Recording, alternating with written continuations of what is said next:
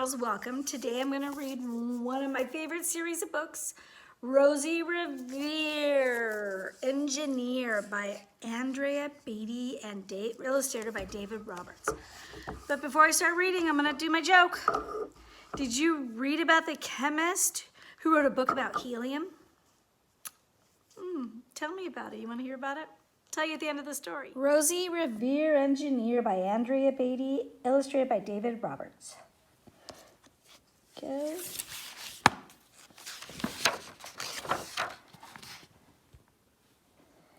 This is a story of Rosie Revere, who dreamed of becoming a great engineer. In Lila Greer's classroom at Blue River Creek, young Rosie sat shyly, not daring to speak.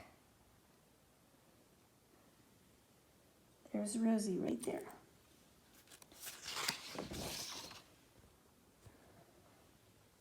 But when no one saw, she peeked in the trash for treasures to add to her engineer stash. And late at night, Rosie rolled up her sleeves and built her hideaway under the eaves. Alone in her attic, the moon high above, dear Rosie made gadgets and gizmos she loved. Look at all the stuff she made. And when she grew sleepy, she hid her machines far under the bed where they'd never be seen.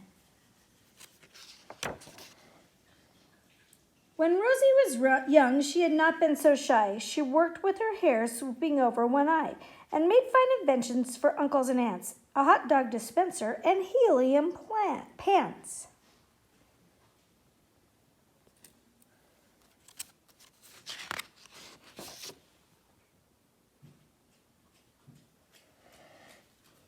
The uncle she loved most was zookeeper Fred. She made him a hat to keep snakes off his head, from parts of a fan and some cheddar cheese spray, which everyone knows keeps pythons away.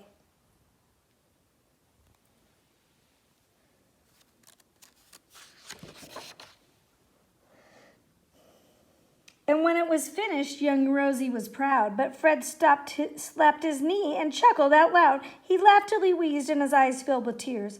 All to the horror of Rosie Revere, who stood there embarrassed, perplexed, and dismayed. She looked at the cheese hat, then looked away. I love it, Fred hooted, oh, I truly do, but Rosie Revere, that could not be true. She stuck the cheese hat in the back of her shelf, and after that day kept her dreams to herself.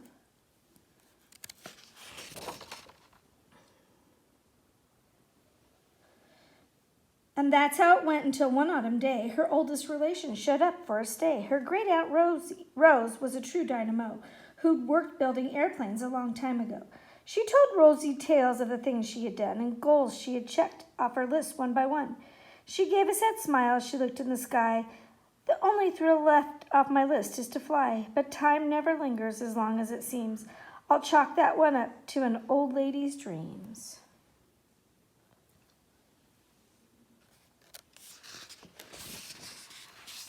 That night, as Rosie lay wide-eyed in bed, a daring idea crept into her head.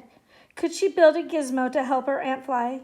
She looked at the cheese hat and said, no, not I. But questions are tricky and some hold on tight, and this one kept Rosie awake through the night. So when dawn approached and the red streaks lit the sky, young Rosie knew just how to make her aunt fly. She worked and she worked till the day was half gone. Then she hauled her cheese copter out onto the lawn to give her invention a test just to see the ridiculous flop it might turn out to be.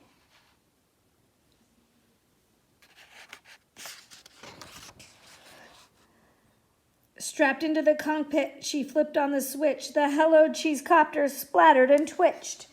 It floated a moment and whirled round and round, then froze for a heartbeat and crashed to the ground.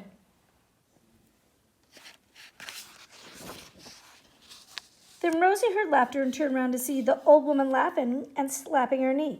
She laughed till she wheezed and her eyes filled with tears, all to the horror of Rosie Revere, who thought, oh no, never, not ever again will I try to build something to sputter or spin, or build with a lever, a switch, or a gear, and never will I be a great engineer.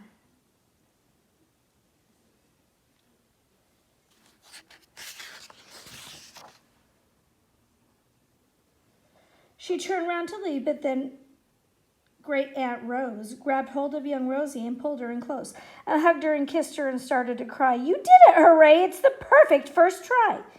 This great flop is over. It's time for the next. Young Rosie was baffled, embarrassed, perplexed.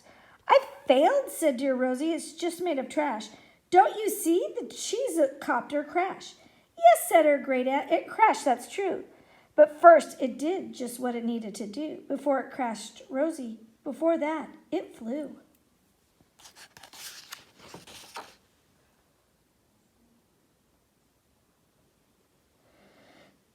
Your brilliant first flop was a raging success. Come on, let's get busy and go on to the next. She handed a notebook to Rosie Revere, who smiled at her aunt as it all became clear. Life might have its failures, but this was not it. The only true failure can come if you quit.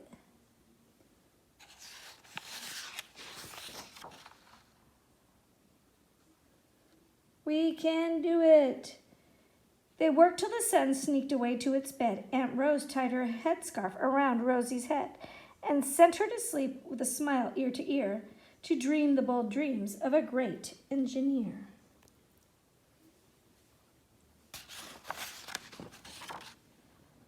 At Blue River Creek, all the kids in grade 2 built gizmos and gadgets and doohickeys too. With each perfect failure, they all stand and cheer, but none quite as proudly as Rosie Revere. And there's her aunt flying. Yay. One of my favorite books. I know I say that about all my books, but this one, it's true. So let's get back to our riddle. Did you hear about the chemist who wrote a book about helium? You can't put it down. Get it? Because helium floats. I miss you. I love you. I'll see you soon. Bye-bye, boys and girls.